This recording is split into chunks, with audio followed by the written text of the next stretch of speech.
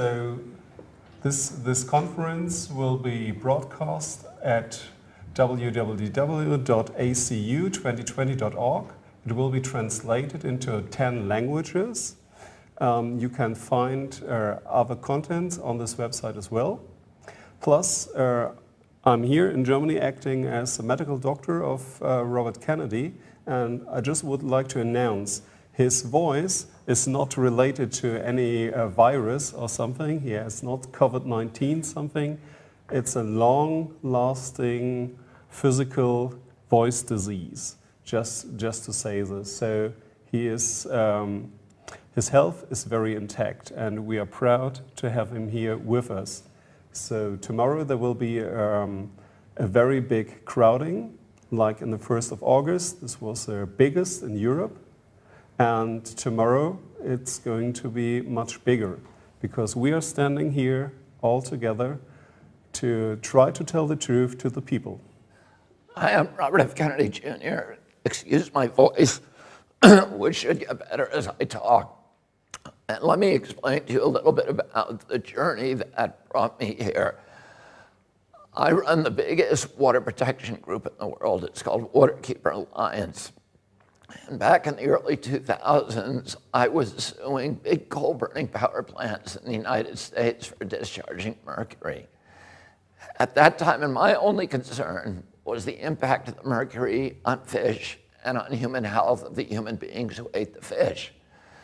Around that time, it came to my attention that there was also large amounts of mercury in vaccines, much larger exposures to children than any child would ever get from eating fish.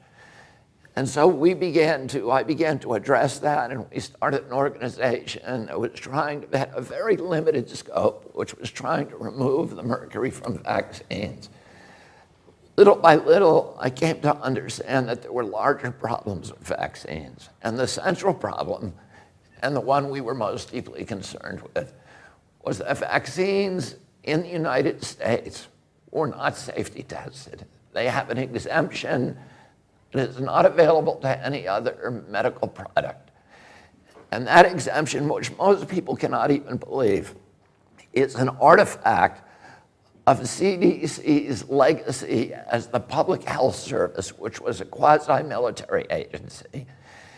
And at the time that the vaccine system, the vaccine program was launched, the purpose was a national defense purpose, and they wanted to make sure that vaccines could be quickly formulated and deployed in order to derail attacks by foreign countries with biological substances. So they removed the regulatory impediments, including the necessity to test vaccines, to safety test vaccines against placebos. And so my very narrow purpose in starting the Children's Health Defense was to address this problem and get vaccines properly safety tested. Because if they're not safety tested, nobody can tell you with any medical authority whether that vaccine is injuring more people than it's saving. And yet, as we continued on with this advocacy, it became very clear that there were other problems as well. There was problems with the corruption in our political system. The pharmaceutical companies had not only corrupted our politicians with huge amounts of lobbying money, they had captured the agencies that are supposed to protect Americans from public health threats, the CDC, the FDA, the HHS. They had captured the press in our country by huge influxes of advertising dollars, which had neutralized the press. And they had effectively subverted American democracy by neutralizing all of those institutions that the founding fathers of our nation had created to stand between a greedy corporation and a vulnerable child. The Congress had been corrupted. The regulatory agencies were captured. They had become sock puppets for the industry they're supposed to regulate. The press had been sidelined, and worst of all, They had passed a law in our country in 1986 that gave pharmaceutical companies complete immunity from liability. So there was no incentive for any of those companies to make vaccines safe. And little by little, we recognized that this was not just an American issue. This was a global issue. I came 2 years ago when I was arguing the Monsanto case, and I met my partner here, Senta Dupuy. And Senta already understood the connection that had taken me so long to formulate between toxics in our environment, the capture of our agencies and our political structures by those powerful companies. She also recognized that pharmaceutical companies were the most powerful, more powerful than oil, more powerful than the chemical industry, and a greater threat not only to our children's health, to all the institutions of democracy, not in the United States, but all around the globe. And I'm very glad that Tina Choi helped Senta to organize Children's Health Defense Europe. We are here today to announce, to launch the beginning of this organization. We've been very, very successful in the United States. We recognize that the pharmaceutical industry is operating and capturing politicians and running governments in every nation on the globe. And if we win this battle just in one nation, the United States, we're still going to lose it globally. So we need people of goodwill, people who have courage, people who have a nonconformist way of thinking, who understand that we are being lied to, that the entire political structure today is saturated in pharmaceutical propaganda. And we have watched over the past few years something that is extraordinary. We are at an inflection point, I believe, in human history. The largest and most critical inflection point that humanity has ever encountered. For many years, totalitarian and authoritarian states have used the power of fear to engineer compliance in populations. I grew up understanding what happened in World War II in our country, and during the Nuremberg trials, Hermann Goering was asked by the prosecutor, how did you make the German people comply? And Goering said, it's not just Germany. This works in any country, whether it's a fascist country or a communist country or a monarchy or a democracy. All the rulers need to do is to tell people that there's something they need to be fearful of, to point a finger at that source of their fear. And you can make human beings do anything you want. You can make them go to slaughter like sheep. You can make them obey. During the same Great Depression that spawned Adolf Hitler, we were very lucky in our country that we had a leader, Franklin Roosevelt. And he said, the only thing we have to fear is fear itself. He understood that fear would drive us into totalitarianism. Well, the biosecurity agenda that people like Bill Gates and Anthony Fauci and Davos and all of these people who are running now the global economy, they have understood for years that they have a power that no totalitarian government has ever had available to it, which is the biosecurity. You know, in Hitler could point at the Jews and say, those are the big threat. We need to be frightened of them. And you guys, everybody else needs to obey so that we can fight them off. Other countries were scared of the Bolsheviks. In the United States, you know, our demagogues point to the Mexicans or dark-skinned people and say we need to be scared of them, or terrorists. And, you know, all of those things get us to voluntarily give up, relinquish our human rights, our civil rights, and walk like sheep into the abattoir. But now they have a source of fear that is the most pervasive and all-encompassing power that they've ever had, which is the fear of pandemics. Governments love pandemics the same way that they love wars, because it gives them power, it gives them control, and it gives them the capacity to impose obedience on human beings. And today we have an inflection of new technologies that give governments the capacity to impose controls on populations that have never been imagined before in human history by any tyrant in history. We have 5G, which has created a surveillance state. 5G is not here for your benefit. It's not here so that it's going to make your life better because you can download your video game in 6 seconds rather than 29.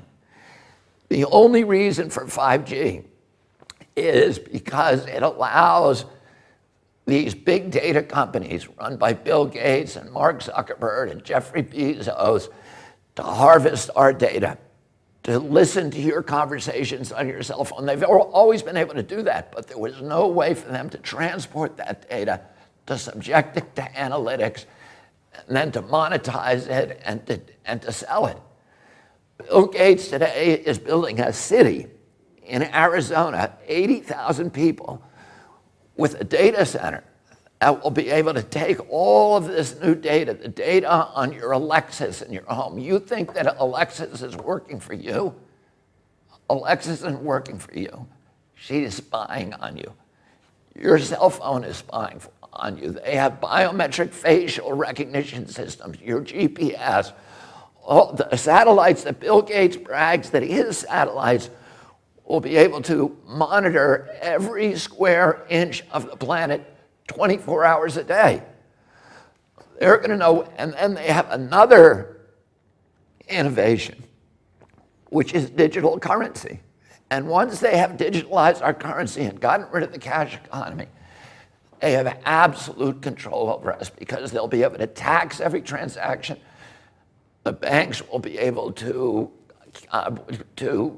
cash in on every transfer of wealth, every transaction, no matter how minuscule, no matter how small. But also they'll be able to enforce obedience, because if you're disobedient, they'll be able to shut down your bank account and starve you, and you'll have no access to cash. And many people argue that this pandemic was a plandemic, that it was planned from the outset, that it's part of a sinister scheme. I can't tell you the answer to that. I don't have enough evidence. A lot of it feels very planned to me, but I don't know. I will tell you this.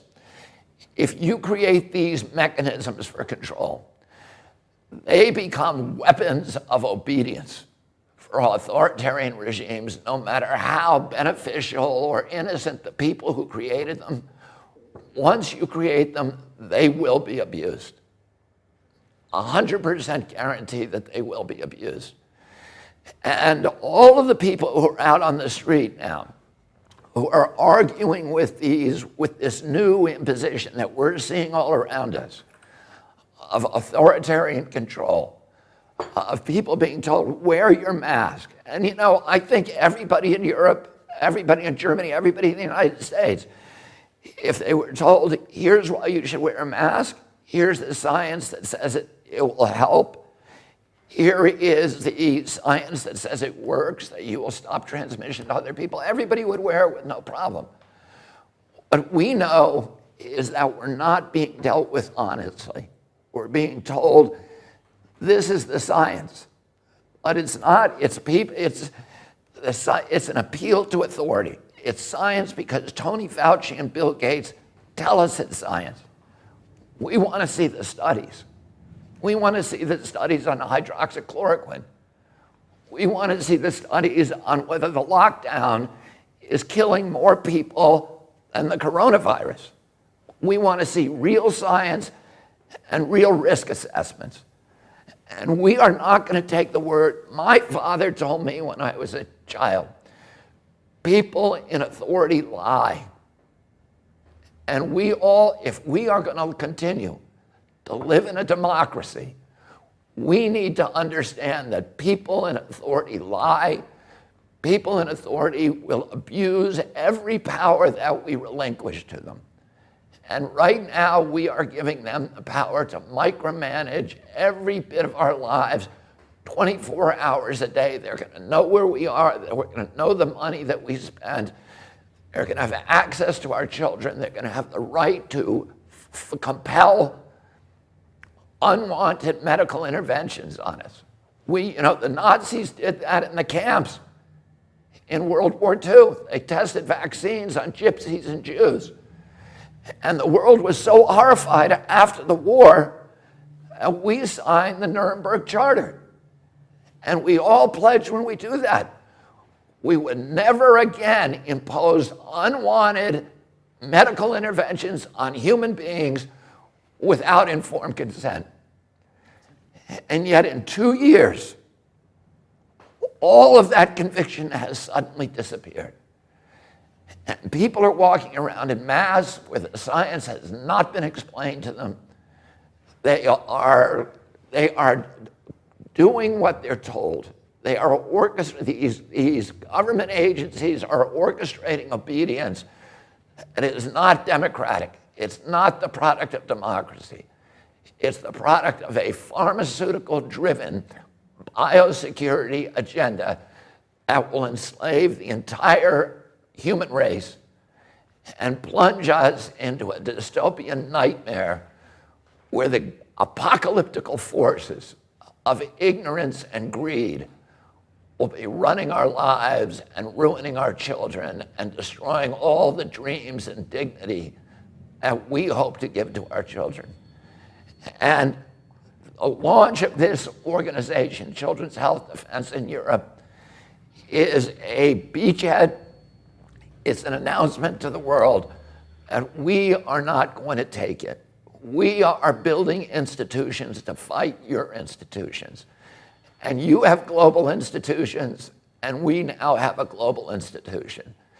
And we are going to be out tomorrow with the biggest crowd in German history, and they're all going to be saying peacefully the same thing. We are not going to let you take our democracy away. We are not going to let you take our health away. We are not going to let you take our freedoms away. We are not going to let you take our children away. And I'm very proud of the people that I'm sitting at this table with, who are people who have the courage to challenge, to speak truth to power, and to think independently, and to break away from the orthodoxies that are enslaving so much of the human race. Thank you.